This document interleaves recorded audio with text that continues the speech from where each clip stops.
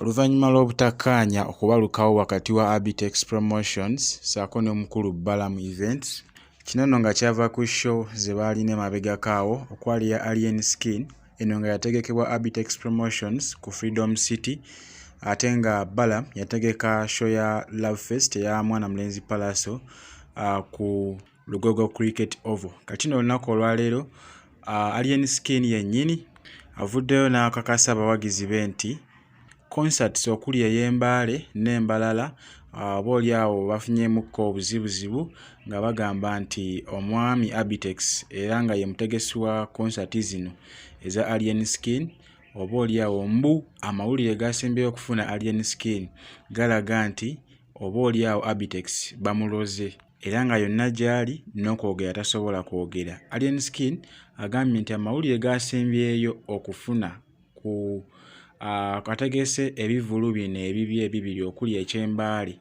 n'Embalala, Imbu Abitex Promotions bamuloze era ng'essaawa zino embeera si nnungi, wabula Alien Skin katumuwulire nga tunnyonnyola ki ekituuseewo. Abantu bange bonna aba Embale n'Embalala wayinza obba waliwo obuzibu obulabiseemuuko bwenkyali mu kwetegereza, naye nga jinza otasobola kujja okitegeera drop nagikolera wano era drop yemu gyempeereza olw'ensonga promota wange omukulu wa Abitex omukwasaganya ku simu simukola ki simufuna, naye nawulidde olugambo nti bayinza obba bamuloze. Omukulu Abitex oluvannyuma lw'okujjuza Freedom City mu konsati ya Alien Skin yavaayo n'ategeka ebivulu awo eby'ekkomokomo okwali eky'Ejjinja, Mbalala ssaako n'Embale, wabula eky'Ejjinja kyo kyagenze bulungi. Alien Skin yakijjuzza bulungi nnyo era nga wekyali ku Freedom City.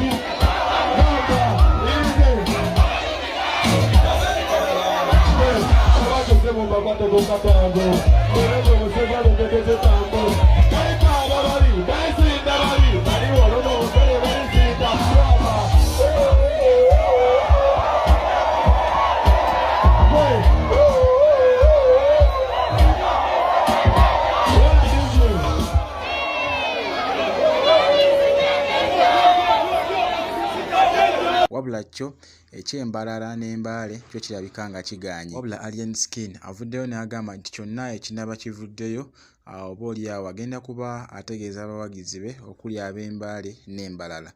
Kitegeera yakati abatuuze era n'abaawo enteekateeka yonna ngenda kuddamu nkola vidiyo yemu mbagambe nti bwe guti bwe guli.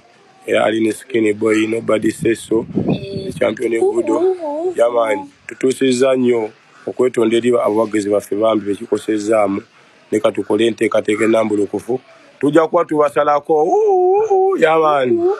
Naye nga ki ekituuseewo, omukulu Abitex alogeddwa oluvannyuma lw'embiranye gye babadde nayo n'omukulu Balamu Ssaabavulu nga kyava ku kivvulu kya Palaso ne Alien Skin ekyaliyo ku lunaku lwe lumu. Oboolyawo Alien Skin n'akijjuza nnyo okusinga ku mulyango gwa Palaso olw'ensonga nti twalabako obutambi obwayitingana ku social media nga bulaga nga abantu abasinga obungi nti bayingirira bwereere e Lugogo okusobola obutatta linnya ya Pallaso ng'omuyimbi n'erya Balamu nga yategese ekivulo ekyo.